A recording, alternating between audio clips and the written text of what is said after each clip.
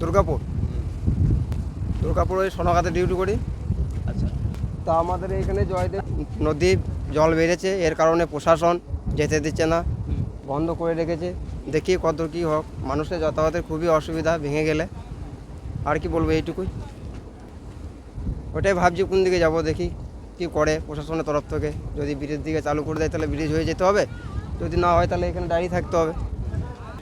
কেমন লাগছে বলতে, জল তো বাড়বে, একদম সামনাসামনি হয়েই এসেছে। অলরেডি জল চেপেও গিয়েছে ওদিকে, ভেঙে যাওয়ার সম্ভাবনা বেশি। দেখলাম বলতে এইটুকু দেখলাম, আবার কি আমাদের এমনিতেই অসুবিধা হচ্ছে, সব মানুষেরই অসুবিধা, কাজে আছে যারা যায় দুর্গাপুর ডিউটি ফিউটি করে তাদের জন্য খুবই অসুবিধা। আমি দেখতে এলাম জল বেড়ে গেছে, রাস্তাটা ডুবেছে, তো ওই জন্য প্রশাসন বন্ধ করে দিয়েছে।